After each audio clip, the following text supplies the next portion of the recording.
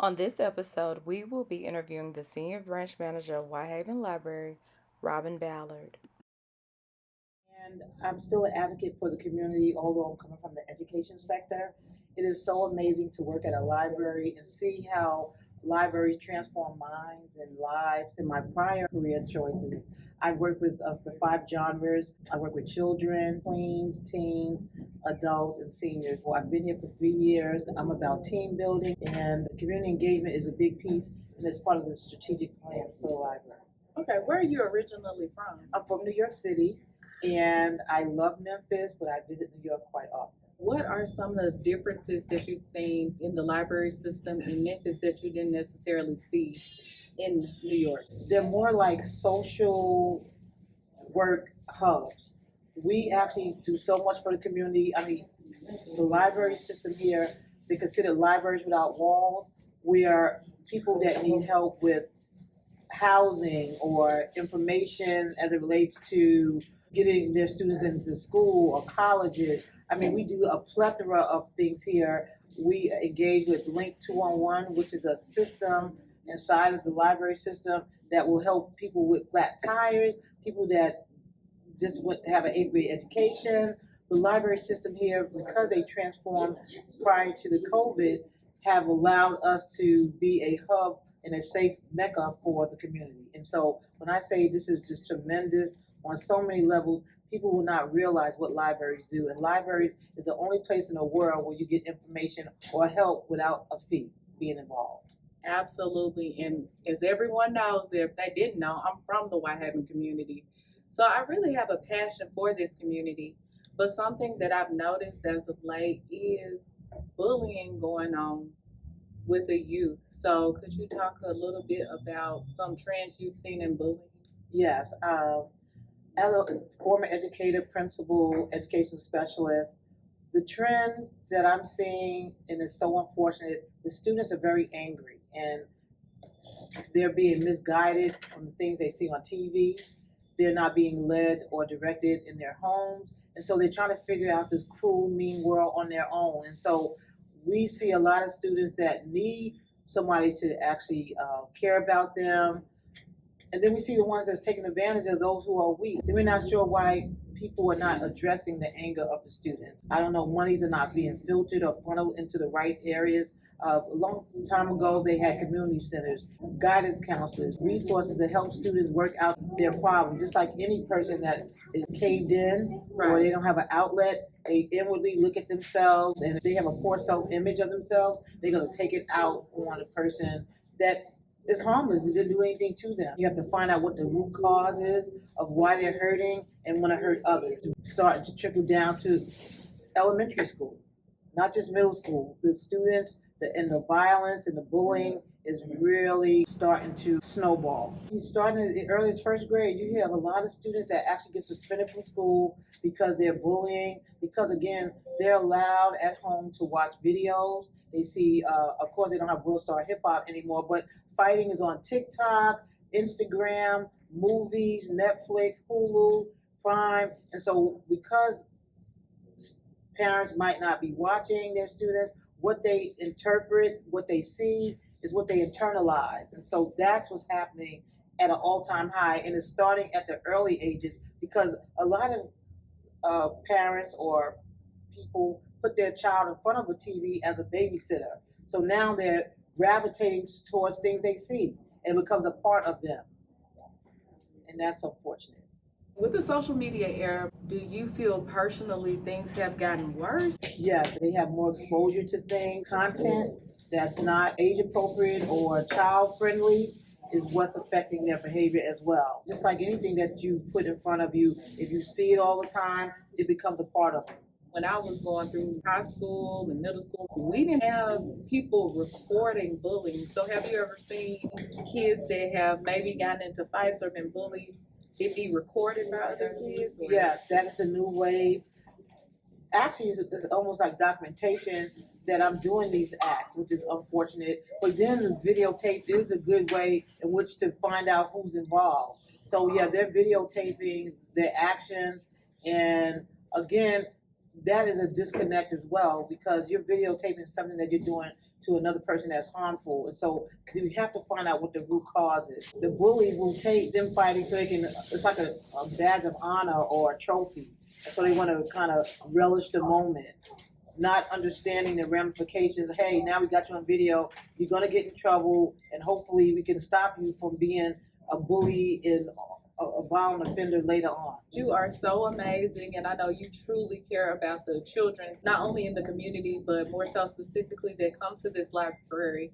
What are some progressive steps you have taken to ensure that that's not going on when they're in the care of this library? As a community activist, I wrote, I've been here for 3 years, and I wrote grants totaling approximately 28,000 things to help students. It takes money. And so I wrote a grant called SOS, which is, SOS is help, but the acronyms actually stand for Student Outreach and Support. And so when the students come after school, because again, funding for after school programs are null and void. There's not too many things for kids to do unless they're in a school activity. And so when they come into this space after school, we try to make sure we are attending to what their needs are as it relates to tutorials, homework. We have engagement activities, hands-on. Again, there's different type of learners, auditory, kinesthetic, and visual learners. So we look at those type of programmings for students so that we can be an extension of the school day and keep their focus on something positive opposed to something negative, as well as we partner with the YMCA so they can get a free meal after school. It's called snacks and meal distribution. The library system here, especially Whitehaven, we partner with those entities, with different churches here to engage the community, to keep students safe, to keep children safe. And that is our goal, because they have to have people that care. Okay, trends in bullying. What are some of the trends you see, or some of the things you see bullies doing as of late? As of late, it really stems to a lot of parents. A lot of kids are unfortunate, and so I see bullies. The checking is a problem. Of course, students that do not have much, they're being treated a certain kind of way, or students that's reclusive. They want to be, left alone. They're kind of quiet and shy, and so a bully person will come over. Maybe they are extroverted, but the introverted child is being picked on because they're not liked, because they don't do the same things that person does. And so we just see a trend now where, and then you don't have to do anything. A person that's angry inside will just pick on anybody that's in their purview. So it's not like they're targeting anyone. Some days just who they feel like doing it. And that's what's scary. The person didn't have to do anything to them. They just still feel like, hey, today is the day I'm gonna be a bully and not be a good citizen or a good person. Are they, because I've known instances where people will recruit other people to bully with them. So it's not just that person being picked on by one person. People are teaming up and picking on this one person. Yes. Have you seen a trend in that, or is that going on? Well, we see a trend. Some of that is still like almost gang affiliated, but small groups, gangs. It does have that dynamic, and so we do see that if you're not in the popular group or you're not with that group, and you're an outsider, the group will attack you as well. So it's not a one-on-one type thing. It is a 2 and 3 persons jumping on you for no apparent reason, or because you do not have the same interest. And again, it stems from the group dynamics that with this crowd, and you have so many followers now opposed to leaders. And that, I think, is the main concern, that you're not making your own decisions, or someone to say, hey, that's not cool, don't do that. No, they're just going to go along with the crowd. Whereas years ago, there was somebody to jump in and say, hey, you need to stop. Yeah, absolutely. Those days are over. People now do not want to get involved. Other students know if I say something, they're going to get on me. So I'd rather just join in or just watch it. But I won't stop it, because now all the attention or negativity is turned towards me. So I know not to, be the person of reason or thoughtful or kind. And so the things that is ironic, things that used to be right are now considered wrong, and things that's wrong is considered right. are any of the parents acting like the parents of the bullies? Do they try to de-escalate these situations? I think parents do the best they can. I am a parent, so I understand, and it starts at home. But again, a lot of parents work. A lot of parents are not engaged in what's happening in their homes. They're not actually watching what their child watches, and so, and again, what students do at home and what they do outside is usually two different things. Some parents, if they had a crystal ball, would not believe the things that their child might do. And so when they come home, they might be a certain way, or the parent is not really engaged in what's going on, finding out how was your day, what happened today, who are your friends. A lot of parents are not connected to the child that's in need. Either the child is being bullied or the child that's the bullier. So it's really important that it starts at home, that people know their children, they keep them in activities. And then it's a community. When they said it takes a village, it does. A church community, the school community, a library. We need volunteers. So your child is encapsulated with all types of positivity, and more likely if they're involved in after school activities or things that's positive, they're gonna do better. So being productive. Absolutely, that's the word. Staying active, keeping your mind focused, doing things that is enlightening, around positivity, around things that's going to make you grow as a person, to instill value. Again, a lot of value systems are not being instilled. If kids have to figure it out, they're just a child. Somebody have to instill and guide and direct, and that's unfortunate if they don't have that. And circling back to social media, because we briefly spoke on it, is it safe to say that social media, and this is not to attack parents, if you're absent, you leave room for social media to raise your kids, and the exposure is on an all-time high. So some of these kids may be picking up the behaviors that they see on social media or adopting a personality from social media, because I know previously you spoke on some people don't know how to be leaders. Absolutely. For example, we have Christian Rock and Blueface. They're fighting, and they are so popular, and so everybody has wrapped their arms around her, and she is amazing. And you're looking like, oh my gosh, her tooth just got knocked out. They're fighting outside, and so kids see that and say, hey, if she's getting all the attention and he's getting all the attention, so that's what fame looks like. That's what they're going to gravitate towards, because it makes I want to be famous. And everybody can't play basketball, everybody can't play football. So now people are looking to do other things to get famous, whether it's good or bad. And 9 times out of 10, people, Real Housewives of Atlanta, or anything that requires melee and chaos and fighting, and that's what they see all the time. Now there's something, hey, I want to do that as well. And that's what's happening. Or it's normalizing abuse.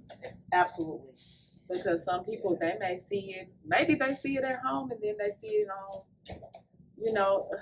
it breaks my heart because we don't know what kids are going through. We say, oh, you're just a kid. Sometimes we discredit, and when I say we, I'm not talking about you. Sometimes we discredit what kids are going through. We say you're just a kid, but we don't know, even if you're going through something, like maybe, a husband, wife, boyfriend, or girlfriend is going through these things, and then the kids seeing it, and then they're internalizing it, and then social media is backing up what they're already going through. Maybe they're like, well, this is normal. Absolutely. Now I'm getting bullied at school, like this is life. Yes. And that becomes, like I said, they're not marginalizing, but they're kind of figuring it out. Again, students or children, their minds are being developed. There's statistics that show up until the age of like 6th grade, like 12, you kind of, after 13, you kind of set of who you're really going to be. It's unfortunate. Now, people do change, but statistics shows that those years that's crucial, your developmental years, the years you are learning, like even diphthongs, digraphs, how to read, your social norms is in those crucial stages. And so if you're not being nurtured, or you're not seeing positive things around you, you're going to figure out for yourself what to do, whether it's good or bad. Because you got a brain, you're human, and you're developing. But if you're not being guided, you are going to gravitate to things that you think make you feel good. And so that I think is crucial, that those developmental stages, even when they become teenagers, they say, why they out of control? Well, with some things that happened that nobody really caught early on. And so some teenagers go through life like, what? Because everybody's different. But at the same time, it again, what's placed in front of them, social media, school outlets, and things that they need has to be in place. And if you think about you as a student, I know as a student, my mother and family and grandmother, we had a social, we had a network of people. If somebody wasn't home, your food was ready, things like that. Now kids are like almost like scavengers. They kind of fend for themselves. That's why now schools make sure they have hot meals. I know Michelle Obama put, that's why all meals are free now for students, because kids weren't eating. Can you imagine trying to teach somebody that's hungry? And so all those components are important. And those are things like basic needs: food, shelter, water. I mean, things like, so if you're missing your basic needs and the nurturing piece, there's no way people can get through to you if you're not being fed properly, either food wise or mentally wise. You have to be fed. What are some progressive steps that parents could take to be more active in their children's life? I believe parents can, network with other entities, the Boys and Girls Club. Find out, a lot of parents work or have 2 or 3 jobs. Make time for their child. Make sure you have son and daddy time, or mom and son time, or daughter and mom time. You got to factor in, because since you have kids, you got to invest. Everything is investment. When you invest in things that you care about, your cars, you can make sure the oil is changed. You got to invest in your kids, and so that's either time or put them in, classes. A lot of activities at libraries are free. You got to find those components. You have to find people that will help grow your child. It's like a plant. It needs to be watered. It needs to be fed. They just can't leave them to the wild to raise them, because they're going to be wild. You need somebody to say, hey, you go to Boys and Girls Club on the weekends, or you are YMCA. There's so many things for students that are free, that's not costly, and it will help parents that feel that they're at a loss, or that kids need to be able to talk to, even if the guidance counselor is not available. And so they have to really, you can just Google it, help for parents for their child. And all these things, a plethora of things will come up, and it's free of charge. What events does the library have coming up? Well, we have a Halloween Fest October 29th. It's it's a really harvest. We're gonna have a bouncy house. We're gonna have crafts. We're gonna have corn husk. We're gonna have snow cone machine. We're gonna have Jenga, Connect Four. We're gonna have sack races, arts and crafts, and things where kids can use their hands and just have a little fun. We also want to partner with Literacy Mid-South and make sure they have booth backpacks with candy and books, because we were trying to really focus them on reading. And so we're really excited about that. And we're having a junior paint and sip where they drink sparkling cider, and they paint and talk and collaborate with their peers. And so those things are coming down the pike. Fun. Yes, so we're really excited. Did you have any last remarks or anything you want to say? I just want to say thank you for having me today, and thank you for being engaged in the community. Shamika, you are doing an excellent job. Your podcast is taking off, and so that community engagement, we got to keep the community abreast of what's going on. Yeah. Bullying is a big problem, but it can be eradicated. Yes. Yeah.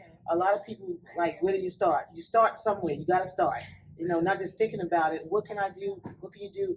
You can make one step towards eradicating by volunteering at Boys and Girls Club, doing things at your local churches, come to the libraries and volunteer, work with your government leaders, join your political parties, know what's going on in your community, and you can make a difference. And it takes one person at a time to change the life of a child.